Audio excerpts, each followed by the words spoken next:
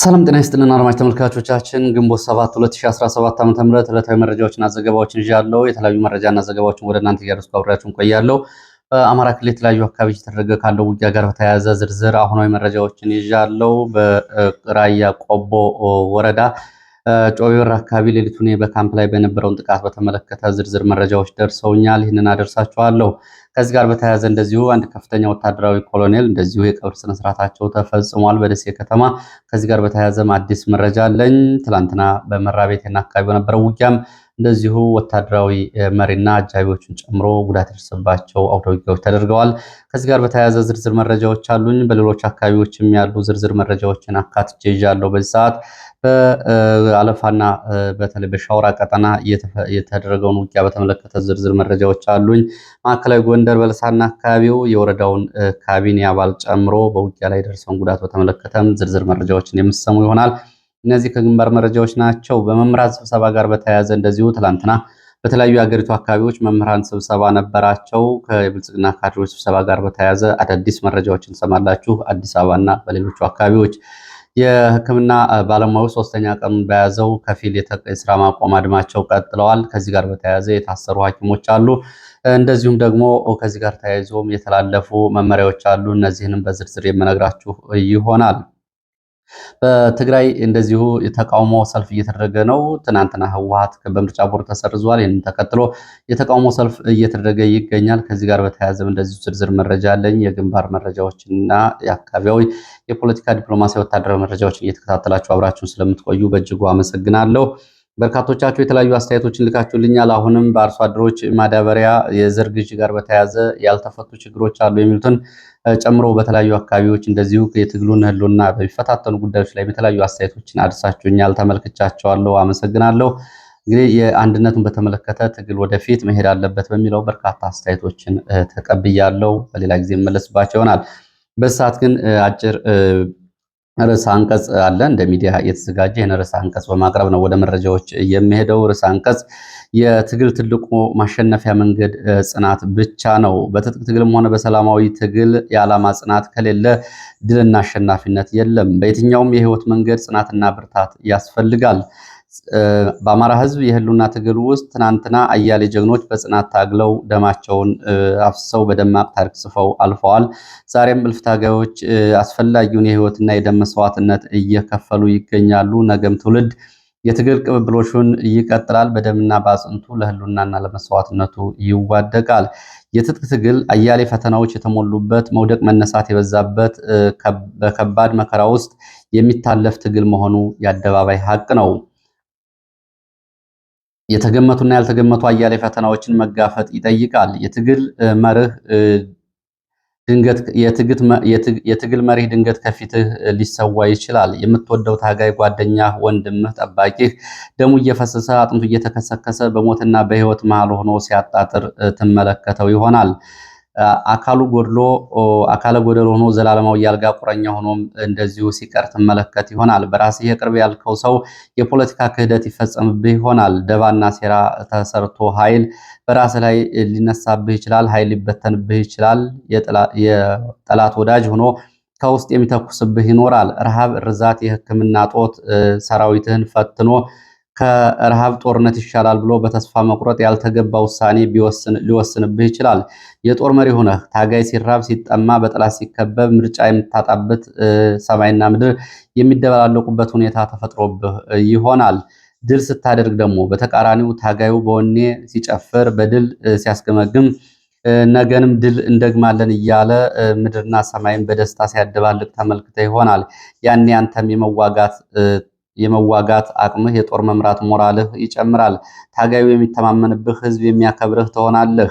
በዓለም ታሪክ በተደረጉ ትግልም ሆነ የሰላማዊ ትግል ያለ መስዋዕትነትና ያለ ብርታት ያለ ዓላማ ጽናት ዳር የደረሰ ለድል የበቃ ትግል ግን የለም። ስለሆነም የትኛውም ታጋይ መሪ ዓላማውን ከመስዋዕትነቱ ካላስቀደመ በስተቀር በፈተናዎች ብዛት መፈተኑ አይቀርም። ፈተናዎችን እንደ አመጣጣቸው ለመመከት ደግሞ የዓላማ ጽናትና የዓላማ ትጥቅ ያስፈልጋል። የዓላማ ጽናት ያለው ብቻ ዳር ይደርሳል። አልጋ ባልጋ የሆነ ትግል የለም። በፈተናዎች ብዛት ከትግል መውጣት ትላንት ለህዝብ ህልውና በለጋ ዕድሜያቸው ለተቀጩ በእርጅና ጊዜያቸው በደከመ ጉልበታቸው አጥንትና ደማቸውን አፍስሰው ላለፉት በጦርነቱ እግርና እጃቸውን አይናቸውን አጥተው ከወደቁት መስዋዕትነት ላይ የትግል አደራ ከመሸከም እንደመሸሽ ይቆጠራል። ስለዚህ በየትኛውም ሁኔታ ጽናት የትግል ዓላማ ዋነኛ መሳሪያ ነው። ኢትዮ ፎከስ ግንቦት 7 2017 ዓ.ም እንደ ርዕሰ አንቀጽ እንግዲህ ከወቅታዊ ጉዳዮች አንጻር የቀረበ ጽሁፍ ነው። ወደ ሌሎች መረጃዎችና አስተያየቶች ይሄዳለው። አስተያየቶቻችሁ መካከል መሰረታዊ ጉዳዮች ናቸው፣ እንዴት ይታያሉ? እንግዶችንም እያቀረብኩ ልትጋብዝበት የሚል ሀሳቦችን ጨምሮ አድርሳችሁኛል። ከነዚህ መካከል የፌዴራል መንግስትና በህወሓት መካከል ያለው ጉዳይ ከአማራ የህልውና ትግል አንጻር እንዲሁም ደግሞ የፌዴራልና የፌዴራል መንግስትና የኤርትራ ጉዳይ ከአማራ ህዝብ የህልውና ትግል አንጻር፣ በኢትዮጵያ የሰራተኞች የመብት እንቅስቃሴዎች ከአማራ የህልውና ትግል አንጻር እንዴት ይታያል? በሱዳን ውስጥ ያለው ተለዋዋጭ ጦርነትና የኃይል አስተላለፍ ከአማራ የህልውና ትግል አንጻር እንዴት ይታያል? እንዲሁም ደግሞ ነፍጥ አንስተው በተለያዩ አካባቢዎች የሚታገሉ የአፋር፣ የሶማሌ፣ የኦሮሞ ኃይሎች ጋር የአማራ የህልውና ትግል እንዴት ይተሳሰራል፣ እንዴት ይታያል የሚሉ ነጥቦችን አድርሳችኋል። እንግዲህም እነዚህ ጉዳዮች ላይ የፖለቲካም ወታደራዊ ጉዳዮች ላይ ንቁ ተሳትፎ የሚያደርጉ ሰዎች ሊመልሷቸው የሚገቡ ናቸው። አስተያየትና ሀሳብ ያላቸው ካሉ በዚህ ጉዳይ በመጋበዝ ግንዛቤዎችን ወይም ደግሞ አጠቃላይ የፖለቲካና ወታደራዊ አሰላለፍ በተመለከተ ሀሳብ አስተያየቶች እንግዶች እንዲሰጡ ለማድረግ ሞክራለሁ። ወደ ሌሎች መረጃዎች ነው የሚሄደው። ወደ ሌሎች መረጃዎች ሲሄድ የመምህራንን ስብሰባ የተመለከተውን መረጃ አስቀድማለሁ። በትላንትናው ዕለት በተለያዩ የሀገሪቱ አካባቢዎች መምህራን ስብሰባ ተሰብስበው ነበር፣ አዲስ አበባ ከተማን ጨምሮ። በአማራ ክልል በተለያዩ አካባቢዎች ስብሰባዎች ነበሩ። የመምህራን ስብሰባ የስብሰባው መርሃ ግብር በቅደም ተከተል ተሳታፊዎቹ ለኢትዮ ፎከስ እንደገለጹት ተሳታፊዎቹ መጀመሪያ የጥፋት እጆችና መዘዞች የሚል ዘጋቢ ፊልም እንዲመለከቱ ተደረጉ። ከዛ በኋላ የብልጽግና ባለስልጣናት እንዲሁ ማብራሪያ የሚሰጡባቸውን የተቆረጡ ቪዲዮዎች በዘጋቢ ፊልም ተዘጋጅተው እሱንም እንዲመለከቱ ተደረጉ። በነበረው ዘጋቢ ፊልም እና በሌሎቹ ወቅታዊ ጉዳዮች ላይ መምህራን አስተያየት እንዲሰጡ ተጠይቀው ነበር። ብዙ ቦታዎች ግን መምህራን አስተያየት አልሰጡም። ብዙዎቹ ካድሬዎቹ ተናግረው ፊልሙም አይቶ ተጠናቆ ነው የተበተነው ብለዋል። ይህንን በተመለከተ ሰሜን ወሎ ራያ ቆቦ የነበረ አንድ ተሰብሳቢ ለኢትዮ ፎከስ ሲገልጽ ይህን የጥፋት እጆች የሚል ዘጋቢ ፊልም ተመለከትን። ብልጽግና አመራሮች ዘጋቢ ፊልሙ ሲጠናቀቅ መምህራን አስተያየት እንዲሰጡና በወቅታዊ ጉዳይ ላይ እንደዚሁ ሀሳባቸውን እንዲያጋሩ ጠየቁ። መምህራን ግን ምንም አስተያየት መስጠት አልፈለጉም። በተደጋጋሚ አስተያየት እንዲሰጡ ተጠየቁ፣ ፈቃደኛ አልሆኑም። ካድሬዎቹ በብስጭት መድረኩ ይዘጋሉ። 600 መምህራን በተሰበሰቡበት አንድ አዳራሽ ሁሉም መድረኩ ይዘጋለ። በዚህ መንገድ ስብሰባው ተጠናቀቀ። የተለየ ነገር የለውም ነው ያሉት። አዲስ አበባ በነበረው ስብሰባም እንደዚሁ የተለያዩ ጉዳዮች ተነስተዋል። መምህራን ያነሷቸው ጥያቄዎች አሉ። የአዲስ አበባ አንድ ሴት ባለስልጣን እንደዚሁ ለመምህራን የተናገረችውም እንደዚሁ ብዙዎቹ እንዳሳቀቀ ጭምር ነው እየገለጹት የመረጃ ምንጮች። አዲስ አበባ የነበረው የመምህራን ስብሰባዎች ላይ በዋናነት የተነሱ የኑሮ ሁኔታን በተመለከተ ነው። ኑሯችን ይሻሻል፣ መብትና ጥቅሞቻችን ይከበሩ የሚል የመምህራን ጥያቄዎች በብዛት ተነስተው ነበር። የምንለብሰው ልብስ ከተማሪዎቻችን ያነሰ ነው፣ የምናደርገው ጫማ ከተማሪዎቻችን ያነሰ ነው፣ በጣም ርቦናል፣ መብላት አልቻልንም፣ በቀን አንድ ጊዜ ብቻ እንኳ የምንመገበው ምግብ የለም፣ ትዳር መያዝ፣ ቤተሰብ መመስረት ለእኛ ቅንጦት ሆኖብናል፣ ህይወት አስቸጋሪ ሆኖብናል፣ ኑሯችን ሊሻሻል ይገባል የሚሉ ተደጋጋሚ ጥያቄዎች ተነስተዋል ብለዋል የመረጃ ምንጮቹ። ከዚህ ባሻገር የኮሪደር ልማቱ የመምህራንን ህይወት እንዴት እንዳጎሳቆለውም እንደዚሁ መምህራኖች አንስተው ነበር ነው የተባለው። በአዲስ አበባ የተደረገው የኮሪደር ልማት ህይወታችንን አቃውሶብናል፣ በአቅማችን ምግብ የምንበላባቸው የሸራ ቤቶች ፈርሰዋል፣ ፈልገን አናገኛቸውም። አሁን ከኛ ኑሮ ጋር የሚስተካከሉም ደግሞ በአቅማችን የምንመገብባቸው የሸራ ምግብ ቤቶች ስለፈረሱ ምግብ ሳንበላ ቀኑን ሙሉ ለመዋል ተገደናል። በዚህ ሁኔታ ነው እየቀጠልን ያለ ነው ብለዋል። ተማሪዎቹ መምህራኖቻቸውን እያዩ በትምህርት ስርዓቱ በአጠቃላይ ተስፋ እየቆረጡ ነው። መምህራን ኑሮና የመምህራን ህይወት እየተመለከቱ ስሜታቸው ተጎድቷል ተማሪዎቹ የሚል አስተያየትም ተነስቷል። ቢያንስ ለምንበላውና ለምንለብሰው ማሰብ ነበረብን ወይ የሚልና ካሁን በፊት በአፄ ኃይለሥላሴ ጊዜ መምህራን የነበራቸው ክብር በማህበረሰቡ ውስጥ የነበራቸው የደሞዝ እንዲሁም ደግሞ እነሱ ይህንንም በተመለከተ በማህበረሰቡ ውስጥ የነበረው ክብር ዘፈን እስከ መዝፈንና እንዲሁም ወላጆች ልጆቻቸውን ለመምህራን ለመዳር ጭምር ፍላጎት ነበራቸው። አሁን ለመምህራን ልጆቻቸውን መዳር የሚፈልጉ ሰዎች እንኳ የሉም። መምህር ነው ከተባለ ልጆቻቸውን ፈቃደኛ ሆነው የሚሰጡ የሉም በሚል ማህበራዊ ቀውሱን ጭምር ነው ያነሱት። የደሞዝ ማነስ፣ የግብር መብዛት፣ የኑሮ ውድነት እንዲሁም ደግሞ የቤት ኪራይ ያላግባብ መጨመርና መወደድ በእጅጉ ተስፋ አስቆርጦናል ብለዋል። እንግዲህ ይህንን በተመለከተ ለቀረበው ጥያቄ ካድሬዎቹ በቂ ምላሽ አልሰጡም። ጥቁር አንበሳ ትምህርት ቤት ስብሰባ ላይ ነበረች አንዲት የአዲስ አበባ ከተማ አስተዳደር ባለስልጣን ወይዘሮ ቅድስት ወልደ ገብርኤል እየተባለች የመለሰችው ምላሽ መነጋገሪያ ሆኗል። እንግዲህ በምላሿ ለምን ሰበሰባችሁን? ሰሞኑን ምን ተሰምቶ ነው ብሎ መምህራን ሲጠይቁ ከሐኪሞቹ ጋር የተያያዘ ስብሰባ ነው ወይ ይሄ ጉዳይ ብለው የጠየቋትን መምህራን ምላሽ ስትሰጥ እናንተ እንደምታዩቸው ሐኪሞቹ የተለየ ትልቅም ግዙፍም አይደሉም። እኛ እንደ መንግስት የምናያቸው እንደ ማንኛውም ማህበረሰብ ነው። እነሱ ተራ ሙያተኞች ናቸው። ለእኛ ከተራው ህዝብ የተለየም አይደሉም። ይህንን የጀመሩትን እንቅስቃሴ የማያቆሙ ከሆነ ደግሞ መንግስት ያሳያቸዋል የሚል ማስፈራሪያም ጭምር ነው እየተናገረችው። እንግዲህ በአጠቃላይ መምህራን ስብሰባ በተመለከተ በመጨረሻ የተሰጠው ማጠቃለያ ካድሬዎቹ ዛቻና ማስፈራሪያ በማድረግ ጭምር መምህራን የጽንፈኛ ኃይሎችና የጽንፈኛ ኃይሎች የፖለቲካ መሳሪያ ሆነው ቢገኙ አጠቃላይ አስተዳደራዊ ህጋዊና እንዲሁም ደግሞ በመንግስት በኩል እርምጃዎችን እንወስዳለን በሚል ማስፈራሪያና ዛቻዎችን አሰምተዋል ነው የተባለው። ወደ ሐኪሞቹ ሶስተኛ ቀን ከፊል የስራ ማቆምና የተቃውሞ የአድማ ጥያቄ እንቅስቃሴዎችን በተመለከተ እየወጡ ያሉ ዘገባዎችን ላስከትል። ሐኪሞች ላይ እስራት ቀጥሏል። ወልዲያ፣ ጎንደር፣ አዲስ አበባ፣ ደብረ ማርቆስ፣ ሐዋሳ፣ ደሴን ጨምሮ በበርካታ የሀገሪቱ ሆስፒታሎች በርካታ ሐኪሞች እና እንዲሁም ደግሞ የሕክምና ባለሙያዎች ታስረዋል ነው የተባሉት። ይህን በተመለከተ አዲስ አበባ ብቻ እስካሁን ድረስ ባለው ሁኔታ ከ46 በላይ ሐኪሞች መታሰራቸውን የመረጃ ምንጮቹ ገልጸዋል። ቁጥሩ ከዚህም በላይ ሊሆን ይችላል። እንግዲህ ከአንድ አካባቢ እየደረሰ መረጃ ነው። በሁሉም ሆስፒታሎች የመብት ጥያቄ አስተባባሪ ሐኪሞች ስም ዝርዝር በአስቸኳይ ይድረስን በማለት የደህንነት መስሪያ ቤቱ ለሆስፒታሎች እና ለጤና ተቋማት እንደዚሁ ደብዳቤ ጽፏል ነው የተባለው። ትዕዛዝ አስተላልፏል። የሆስፒታል ስራ አስኪያጆች እና ኃላፊዎች ይህ ትዕዛዝ እንዲፈጽሙ ቀጭን ትዕዛዝ ተሰጥቷቸዋል። ከስራ አባሩ፣ አስተዳደራዊ እርምጃ ውሰዱ፣ አቴንዳንስ እየተከታተላችሁ ይህንን ሪፖርት አድርጉና እርምጃ ወስዳችሁ አሳዩን የሚል ትዕዛዞችን ነው የጨመረው።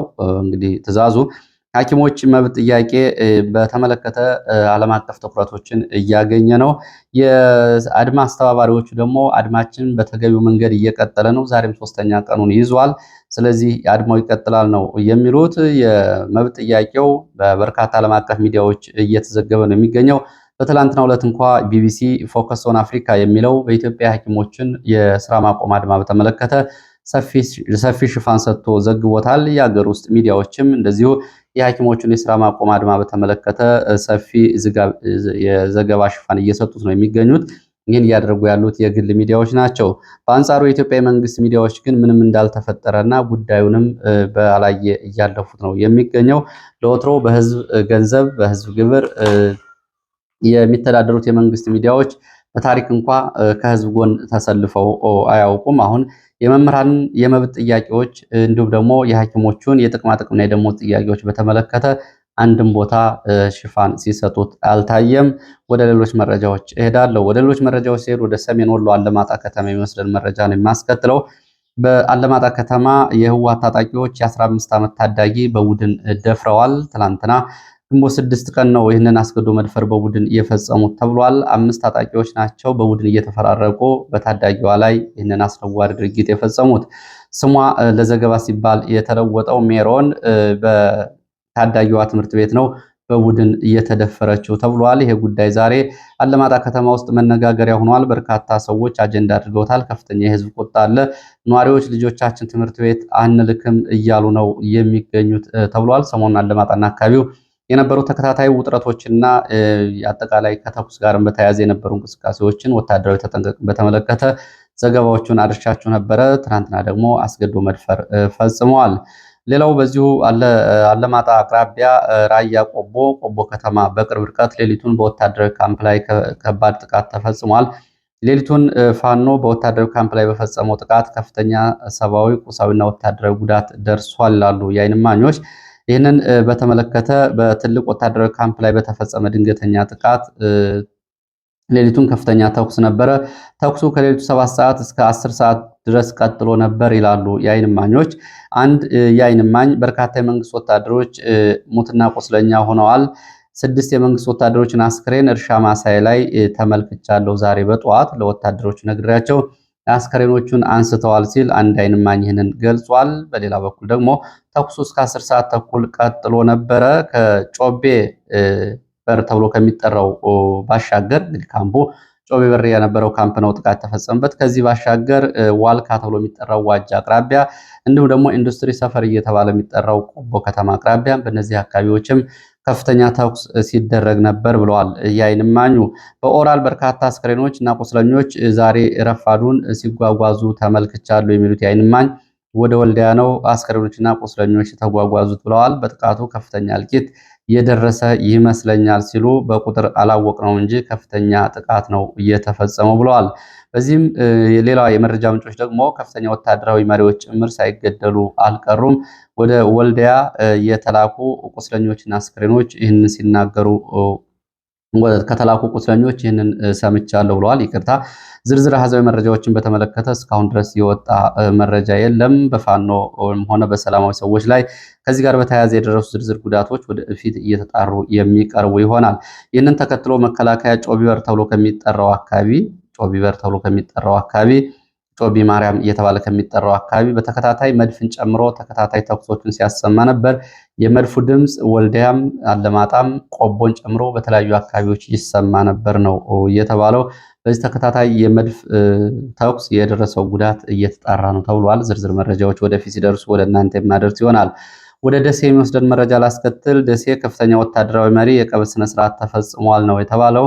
ኮሎኔል መሐመድ አህመድ የተባሉ ወታደራዊ መሪ ቀብር ስነስርዓታቸው ባለፈው አርብ በደሴ ከተማ ተፈጽሟል ነው። በመከላከያ ውስጥ 25 ዓመታትን እንዳገለገሉ በቀብሩ ላይ የተገኙ የመረጃ ምንጭ ይህንን ገልጸዋል። በምዕራብ ወሎ ውስጥ በነበረ ውጊያ በድንገተኛ ጥቃት ከነአጃቢዎቻቸው ተገድለው ነው የቀብር ስነስርዓታቸው ደሴ የተፈጸመው ሲሉ የዓይን እማኞች ይህንን መረጃ አድርሰዋል። ወደ ማዕከላዊ ጎንደር ስንመጣ ማዕከላዊ ጎንደር ሻውራ በማዕከላዊ ጎንደር ሻውራ ግንቦት 5 ከባድ ውጊያ ተደርጓል። ሙሉ ቀን የፈጀ ከባድ ውጊያ ነው የተደረገው። በዚህ ውጊያ ከፍተኛ ሰብአዊ፣ ቁሳዊ፣ ወታደራዊና እንደዚሁም ደግሞ በአካባቢ ነዋሪዎች ላይም ጉዳቶች ደርሰዋል። በዚህ ጉዳት በመንግስት ኃይሎች ላይ ከፍተኛ ጉዳት ደርሷል። በፋኖ አባላትም መጠኑ ይነስ እንጂ ከፍተኛ የሚባል ጉዳት ደርሷል የሚሉት የመረጃ ምንጮቹ ይህንን የዓይን እማኞች ተከታታይ የሞርተር እንዲሁም ደግሞ የዙ 23 ሌሎች የከባድ መሳሪያዎች ጥቃቶች ሲፈጸሙ ነበር ብለዋል። አንዳንዶቹ በተለይ ልዩ ስሙ ጋዝጌ ተብሎ የሚጠራው አካባቢ የድሮን ጥቃት ስለመፈጸሙ የሚገልጹ አሉ። ሌሎቹ ግን እዚህ አካባቢ የተፈጸመው የመድፍ ድብደባ ነው እንጂ የድሮን ጥቃት አይደለም ነው የሚሉት። ማንኛውም በዚህ ልክ ከባድ ውጊያ ሲደረግ ውሏል። የፋኖ የመረጃ ምንጮች 3 ወታደራዊ አዛዦችን ጨምሮ ከ107 በላይ የመንግስት ወታደሮች ሙትና ቁስለኛ ስለመሆናቸው ይገልጻሉ።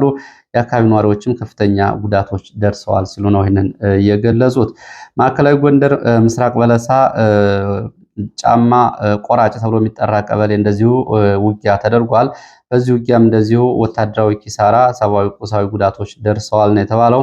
12 የሚሊሻ አባላት ሙትና ቁስለኛ ሆነዋል። 7 የሚሊሻ አባላት ደግሞ ከነትጥቃቸው በፋኖ ተይዘው ተወስደዋል ተብሏል። ይሄ እንግዲህ እዚሁ ምስራቅ በለሳ የተፈጸመ ጥቃት ነው። ከዚህ ጋር በተያያዘ የወረዳው አፈ ጉባኤ ጽሕፈት ቤት ኃላፊም እንደዚሁ ከቆሰሉት ውስጥ ይገኙበታል ነው የተባለው።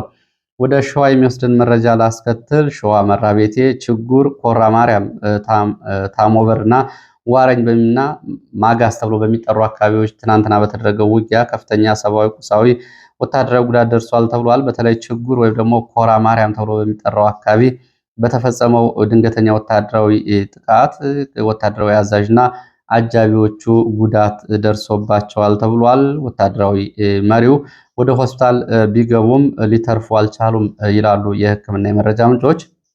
ወታደራዊ አዛዡን በተመለከተ የሻለቃ ወይም የኮሎኔል ማዕረግ ሳይኖረው አይቀርም ነው የሚሉት የመረጃ ምንጮቹ። ይህንን እንዳናውቅ ሆን ተብሎ ተደርጓል ላሉ የሕክምና ባለሙያዎቹ። ትላንትና በነበረው ውጊያ ዛሬ ቆሟል። ከሰዓት በኋላ ግን ተጨማሪ ኃይል ያስገባ የመንግስት ኃይል ኮላሽ ተብሎ ወደሚጠራው አካባቢ በከባድ መሳሪያ የታገዘ ጥቃት ማድረግ ወደ ቦታዋ ስለመግባቱና አካባቢዋን ስለመቆጣጠሩ ነው የመረጃ ምንጮቹ እየገለጹት። ሌላው መረጃ ወደ ባህር ዳር ዙሪያ የሚወስደን ነው። በባህር ዳር ዙሪያ በተሽከርካሪ ላይ ዝርፊያ በፈጸሙ ወንበዴ ዘራፊዎች ላይ እርምጃ ስለመወሰዱ ፋኖ ገልጿል። መኮድ ትልቁ ወታደራዊ ካምፕ አቅራቢያ ከጀርባ አንድ የፖሊስ አባልን ጨምሮ በአራት ሰዎች በዝርፊያ ላይ ተሰማርተው ነበር። በእነዚህ ላይ እርምጃ ተወስዷል። ሌሎች ሁለት የሚሆኑ ደግሞ አምልጠዋል። መታወቂያቸውና ሌሎች ሰነዶች በፋኖ እጅ ገብተዋል ነው የተባለው። ዘራፊዎቹ ይዘዋቸው የነበሩና ታጥቀዋቸው የነበሩ ትጥቆችም በፋኖ እጅ ገብተዋል ነው የተባለው። ከዚህ ጋር በተያያዘ እንግዲህ አስተያየት መስጠት የሚያስፈልግበት ጉዳይ ነው። በተለያዩ አካባቢዎች የሚፈጸሙ ዝርፊያዎች አሉ። እነዚህ ዝርፊያዎች እንግዲህ በተለያዩ አካላት ነው የሚፈጸሙት። ማህበረሰቡ በዚህ ውስጥ ከፍተኛ ቅሬታዎች እንዲሁም ደግሞ ከፍተኛ መበደል ነው እየደረሰበት የሚገኘው። መንገዶች ይዘጋሉ፣ ንጹሐን ይገደላሉ፣ ይጉላላሉ፣ ንብረትም ዝርፊያ ይፈጸማል። ይህንን በተመለከተ በተደጋጋሚ አንዳንዶቹ የመንግስት የተደራጁ ናቸው የሚዘርፉ ሲሉ፣ ሌሎቹ ደግሞ እንዲሁ በዝርፊያ በላይ የተሰማሩ ወንበዴዎች ናቸው ይላሉ። የመንግስት ሰዎችና ሌሎች ደግሞ ይህን ዝርፊያ የሚፈጽሙት ፋኖዎች ናቸው በሚል ሶስቱም ወደ ተለያዩ አካላት ጣት በመጠቋቋም በህዝቡ ላይ ከፍተኛ ጉዳት ነው ሲደርስ የቆየው። በዚህ መንገድ እንግዲህ በተለያዩ አካባቢዎች ከፍተኛ ዝርፊያዎች የከተማ ውስጥ ጭምር ተደርገዋል። ባህር ዳርን፣ ጎንደርን እንዲሁም ደግሞ አለም ሳጋን ጨምሮ በተለያዩ አካባቢዎች ከፍተኛ ዝርፊያዎች ተፈጽመዋል። ከመንገዶች እስከ መዘጋት ድረስ ደርሰዋል። በዚህ ጉዳይ ላይ የማያወላዳ አቋም መውሰድ ካልተቻለ የህልውና ትግሉ ዋና ፈተና መሆኑ ግልጽ ነው። ስለዚህ በዝርፊያ ላይ የተሰማሩ በፖሊስ ማዕረግም ሆነ በመንግስት የጸጥታ ኃይሎች በፋኖ ስምም ሆነ በሌላው የሚያጭበረብሩ ካሉ ማህበረሰቡና የሚመለከተው በሙሉ እየተከታተለ ዘራፊዎችን በቁጥጥር ስር መዋል አለበት። የማህበረሰቡ ሰላሙ ወጥቶ የመግባት ሁኔታው ከጦርነቱ ባሻገር እንደዚህ መንግስት ተዳክሟል፣ መንግስት የለም የሚል አማራጮችና አጋጣሚዎችን በመጠቀም የሚዘርፉ እንግዲህ ከመከላከያ ጀነራሎች እስከ ተራ ወታደሮች እንዲሁም ደግሞ በፋኖ ስም የሚንቀሳቀሱ እንደዚሁ ራሳቸውን ነጥሎ የሚንቀሳቀሱ አንጃ ቡድኖችን ጨምሮ ዝርፊያ የሚፈጽሙ አካላት ይህንን ድርጊታቸውን እንዲያቆሙ እንደዚህ አይነት እርምጃዎች ያስፈልጋሉ።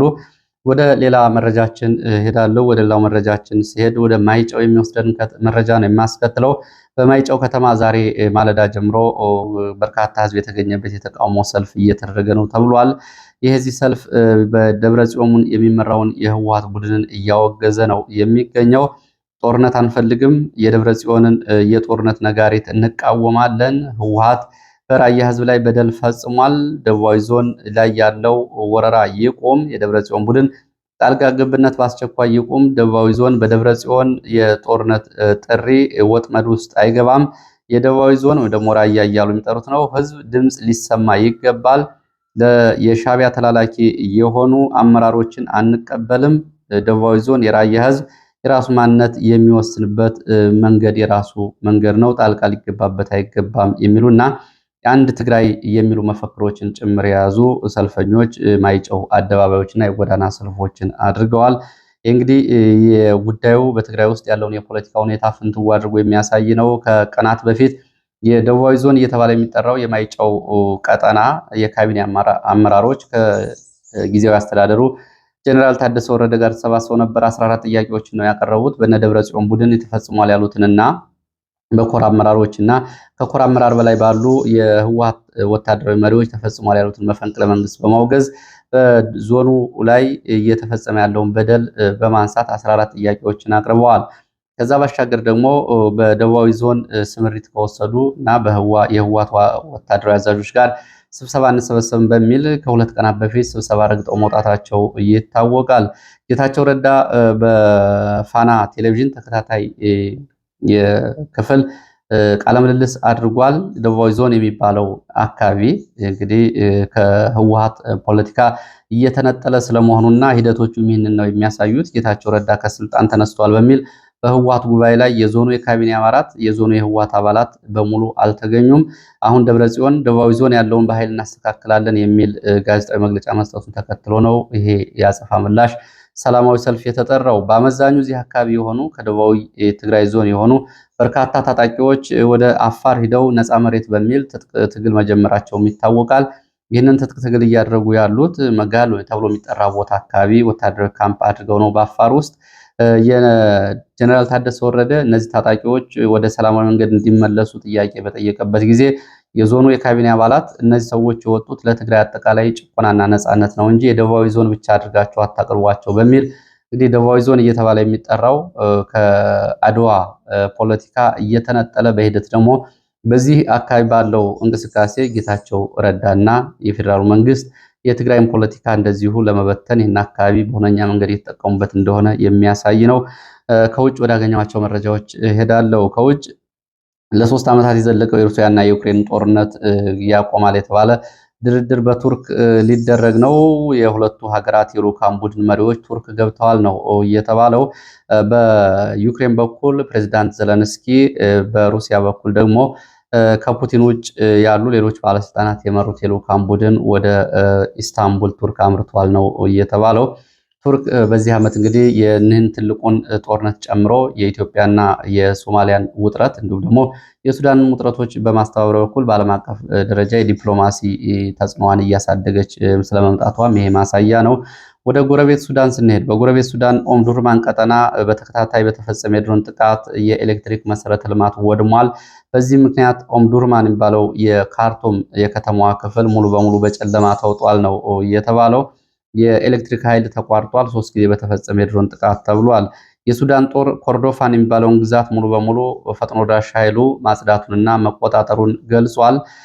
የፈጥኖ ደራሽ ኃይሉ ደግሞ አርኤስኤፍ ተብሎ የሚጠራው ደግሞ በበኩሉ በተሳካ ዘመቻ ኮርዶፋንን እና ዋና ከተማውን ከሱዳን ጦር በአልቡርሃን ከሚመራው ሱዳን ጦር ማጽዳቱን ነው እየገለጸ የሚገኘው። የሱዳን ሁኔታ ከዕለት ወደ ዕለት እየተባባሰ ነው የሄደው። ሳውዲ አረቢያ የሱዳንን ጦርነት እንዲቆም አዲስ ድርድርና እንዲሁም ደግሞ ጦርነቱን ሊያስቆም የሚችል ሁሉን አቀፍ አካታች ውይይት ጀምራለሁ ብላለች። የሳውዲ አረቢያው ንጉስ መሐመድ ቢን ሰልማን በኩል እንቅስቃሴ እየተደረገ መሆኑን የሱዳን የመገናኛ ብዙሃን ዘገባዎች ይህንን ያሳያሉ። የሱዳን ጦርነት እንግዲህ ወደ ኤርትራም ወደ ግብፅም ወደ ሳውዲ አረቢያም ወደ ኢትዮጵያም ወደ ደቡብ ሱዳንም ወደ ሌሎች ሀገራትም እየተዛመተ ነው የሚገኘው። ሌላው የሱዳን መንግስት ለሰብአዊ እርዳታ ሲባል በቻድ በኩል ተዘግቶ የነበረው ድንበር ለ3 ወራት እንዲከፈት አዝዣለሁ ነው የሚለው። እርግጥ ምዕራብ ሱዳንና ቻድን የሚያዋስነው አካባቢ አርኤስኤፍ የተቆጣጠረው ቀጠና ነው። በዚህ ቀጠና ድርሻ ባይኖረውም ግን የሱዳን መንግስት ይህንን አድርጌያለሁ እያለ ነው የሚገኘው። ለዚህ ሰዓት ያስኳቸው መረጃዎች እነዚህ ነው የሚመስሉት። በሌላ ተመሳሳይ መርሃ ግብር እስከምንገናኝ ከጊዜ